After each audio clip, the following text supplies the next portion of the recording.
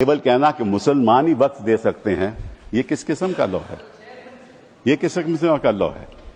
और ये भी कहना कि मुसलमान को पहले 5 साल मुसलमान बने फिर तय करना होगा कि तुम वक्फ दे सकते हो कि नहीं। अरे भाई, प्रॉपर्टी मेरी, मालकियत मेरी, चैरिटी में मैं देना चाहता हूं, आप कौन होते हो कहने को नहीं दे सकते? ये कौन सा कानून है? ये छोटी सी बात है, ये कौन सा कानून है?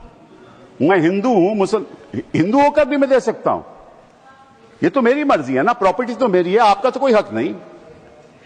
तो पहली बात तो ये कि ये आपने प्रावधान रखा क्यों? अगर आप one law one nation one law की बात करते हो कि सारे धर्मों पे लागू करो, कोई भी दे सकता है। पहली बात ये।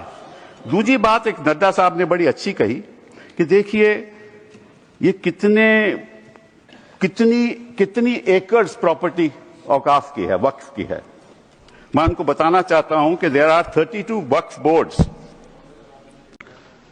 in this country in different states merely supervise administration of waqf properties in their respective states. But please note kar lijiye Nada ji, total area of Hindu religious institutions in Tamil Nadu, Andhra Pradesh and Telangana respectively is 4,47,000 in Tamil Nadu, 4,65,000 in Andhra, 87,000 in Telangana, 723 acres with Tirumala Tirupati Devasthanam, and thus it comes to 10 lakh acres only in 4 states. And आप कहते हैं कि देखिए औकाफ में 8 लाख एकड़ है। अरे भैया, आपके हिंदू टेम्पल्स में भी इतनी संपत्ति है, वहां आप क्या कर रहे हो? वहां आप क्या कर रहे हो? बाकी स्टेट्स में देखो ना। अच्छा, और ये नहीं कि हर धर्म में सुधार नहीं होना चाहिए, उतार होना चाहिए, मैं आपके साथ सहमत हूं।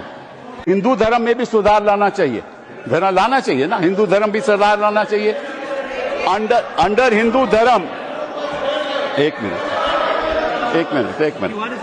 हिंदू धर्म, मैंने आज तक किसी को टोका नहीं, मैं केवल छोटी सी बात रख रहा हूं आपके सामने। हिंदू धर्म में भी सुधार होना चाहिए। अब हिंदू धर्म के अंतर्गत अगर कोई सेल्फ एक्वायर्ड प्रॉपर्टी हो तो वह अपने बेटों को दे सकता है, बेटी को नहीं दे सकता। कहता है मैं नहीं दूंगा अपनी बेटी को। इस्लाम में भी है कि भाई को ज्यादा मिलेगा और बेटी को कम मिलेगा, इस्लाम में भी यह है। वहां वक्त से द्वारा सुधार हो सकता है, यहां कोई सुधार नहीं हो सकता। तो आप अगर महिलाओं की बात करते हो तो एक कानून लाओ कि हिंदू लॉ में कोई अपनी सेल्फ एक्वायर्ड प्रॉपर्टी केवल बेटों को नहीं दे सकता, वहां महिलाओं का हक होना चाहिए।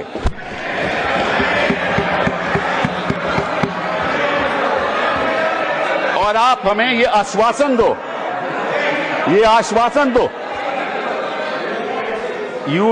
you make a commitment in this house that you will bring a law which will protect the right of daughters when they want to give away their self-acquired property.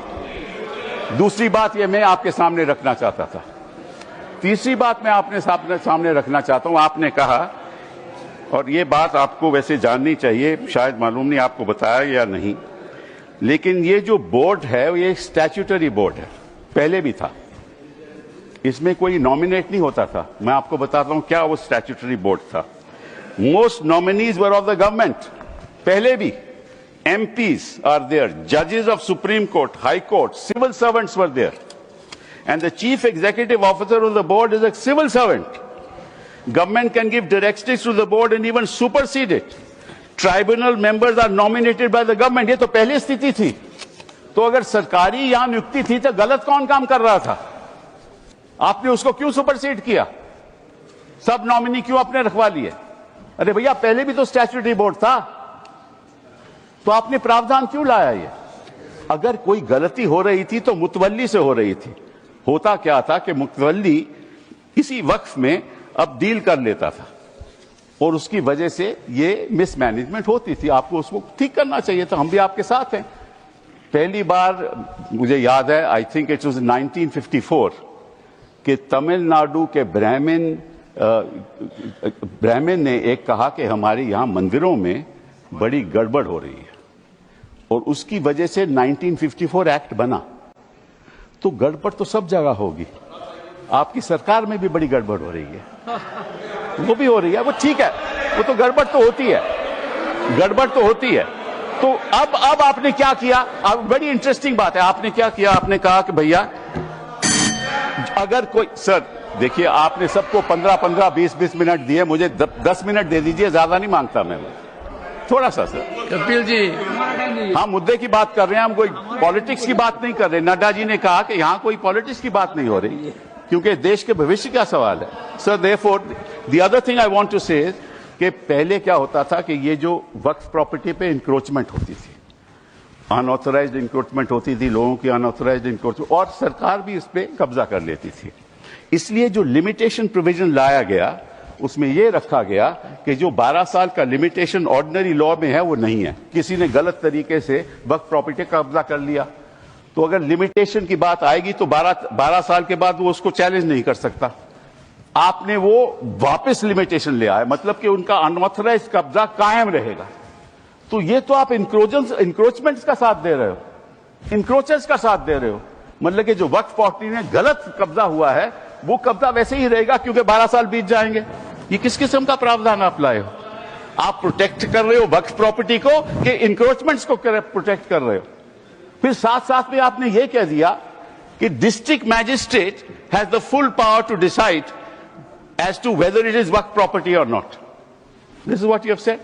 Now, what inquiry will the district magistrate have in that case? He will decide on his own, and his decision is final.